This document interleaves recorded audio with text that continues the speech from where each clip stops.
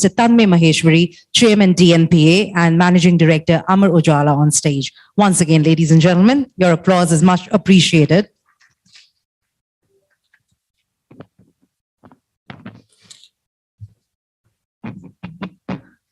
Good morning, everyone. My name is Tanmay Maheshwari, and on behalf of Dnpa, I would like to welcome each one of you to this inaugural conference on the future of digital media and Digital Impact Awards. Thank you, Anuragji, for your kind words. Digital news publishers are dedicated to promote the growth of digital news ecosystem in India. We believe that a verified news ecosystem is a fundamental pillar of our democracy, and all efforts must be put to promote as well as nurture this ecosystem. So, why was Dnpa made?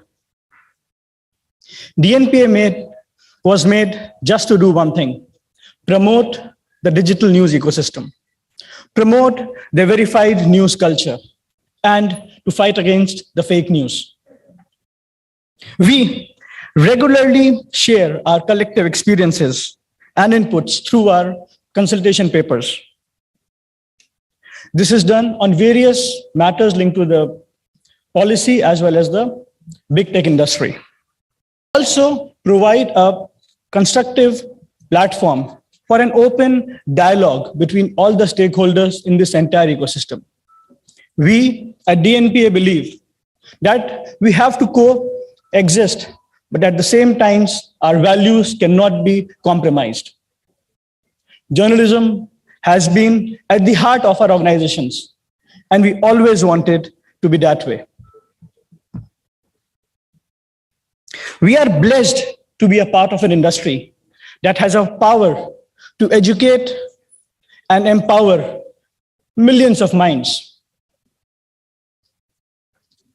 We take utmost pride in our work, and I know that each one of us in this room is linked to this industry in some form or the other. And it is our duty not just to protect, but also to nurture and grow the digital ecosystem, just like we have grown the print and television ecosystems. And this is the reason why Dnpa was born. We embrace and promote the digital innovations which are helping to build our nation in a very different way. Prime Minister Modi's vision of Digital India has been embraced by one and all. Today evening, we would celebrate the digital turns which our nation has taken and has empowered millions of people in the country.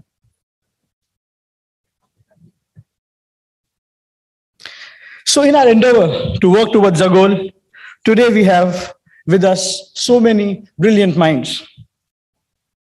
Some of them will be a part of the panel speakers, and some of them will be a part of the audiences. Without all of you, without your love, without your support, this event would not have been possible. So I would like all of you to have a big round of applause for all of us.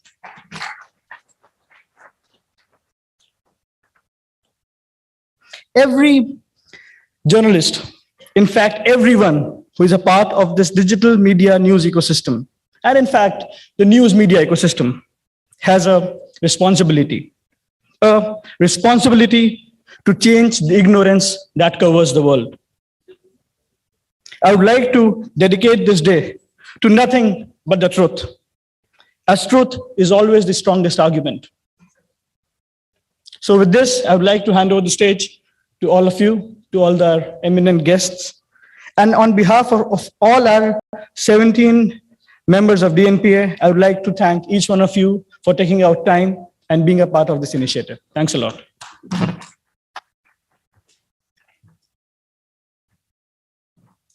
Thank you very much, Mr. Maheshwari.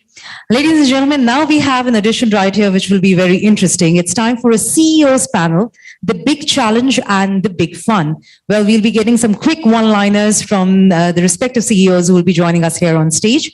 Amongst a round of applause, can I kindly invite Dr. Anurag Batra, of course, one more time back on stage, Mr. Avinash Pandey, CEO, AVP Network, Mr. Puneet Jain, CEO, Hindustan Times, Mr. Sanjay Sidhwani, CEO, Indian Express Digital, and Mr. Hemant Jain, President and Business Head, Lokmat.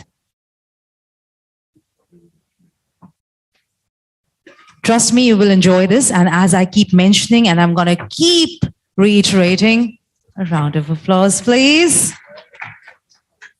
Thank you. Time is at premium, so we want to be back on time. We have the first session at 11. Let me start by asking you, and I want short answers and ideally one-line answers. What are your biggest challenge and what is your biggest opportunity when we talk of the next 12 to 60 months, whatever horizon you want to take? Avinash? 12 months in a digital era is a long time. But yet, the biggest challenge today is reaching out to consumer. When in a world, everybody has become publisher and a broadcaster, how your authentic news reaches to the consumer first and how you monetize it best is the biggest challenge today in our industry. We can be seated now. I don't think we need more chairs. That's okay. Hello. Puneet, again, Hindustan Times has a huge impact on lots of minds. The numbers that you serve are huge. What is your biggest challenge and opportunity? We can be seated. Just trying to save time. That's why I started. Yeah, I think the biggest opportunity to most of our publisher community is the tremendous interest and love we see from our users. So we saw huge upsides on our platforms at the time of beginning of COVID. And the good part is that interest continues to be there.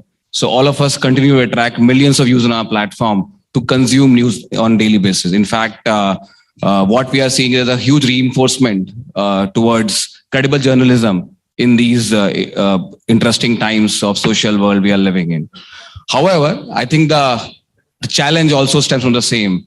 While we continue to attract a large share of users, in terms of monetization, I think that's not something we have been able to do. And who's eating your lunch? Yeah, so I think, again... name starts with G and F. So I think it's essentially how do we figure out right equilibrium between the platforms and the publishers so that not only we are able to serve the interest of consumer, but we are also able to build sustainable business model to take forward credible journalism. So I think that's something we need to address. Sanjay? I think the biggest challenge that we're facing is how do we convince consumers at scale to value premium content, authentic content, and pay for it. I think that's the biggest challenge. And what is the opportunity? The opportunity is massive, but I think the cost is also massive. I think today what is happening is if there is the media business doesn't become viable, then we'll see a lot of fake news which is not credible floating around, gaining traction. And we know what happens, when you're trying to bait clicks. You try to provoke people with things which may not be real or factual. So I think that's the cost of it. And I think in a democracy, it's very important that people value good content, good news sources, and learn to pay for it. Okay. Last but not the least, definitely. Yeah, hi. Good morning, everyone. So while monetization continues to be a lowest common denominator and the most common challenge for most news publishers across the world, I think so if you keep the consumer at the center of your entire ecosystem and the business model, there is a huge shift in consumer behavior with regard to the attention span. So if you look at the human attention today is the lowest, it's even lesser than jelly goldfish at around 6 to 10 seconds. Now, how do you evolve yourself, keeping this shift in consumer behavior in terms of newer formats of news media content, which ensures that you are able to create the right connect with the consumer and thereby create a great value proposition is something which all of us would have to kind of today embrace as one of our bigger challenges. So while you have large platforms already talking about the format of video shifting from long format to what we embraced as a 9 to 10 minute video duration to now we're talking about 90 seconders. So even, overall as an industry, we'll have to start thinking how we can serve content to consumer in short format. So that's one challenge because it requires a lot of thinking and evolution at our end. So that's one. The big opportunity I see is our investment of time, money, and resource in building the first-party data, because it's not just about collecting data, but it's about managing customer lifecycle. So most of us complain about lesser frequency of visitation in a month, lesser time spent. How do we increase frequency and time spent to increase, a better value proposition for advertisers? Now, that's interesting because we have to start thinking like D2C brands, where we start not only capturing consumer data, but also start serving him content which is more relevant, more contextual, and in the process, collect enriched data which can be monetized or leveraged at a higher value or premium when it comes to advertisers. Perfect. Now, I see Suku here. I see, many pioneers in the editorial space. Jaideep Karnikji's just walked in. Do you think we'll ever go pay? I know one of the objectives is to be able to get more advertising revenues. But Puneet, do you think we'll get to a point where subscribers and readers will start paying for the kind of content you do, or Mr. Pandey for the kind of content you do? Yeah, I think with respect to users paying for the content themselves, we are in a very, very early part of this life cycle. I think several of us have tried and made good progress over the last couple of years. Having said that, I think historically, if you see the traditional models of journalism, while India and otherwise, it has been largely ad supported.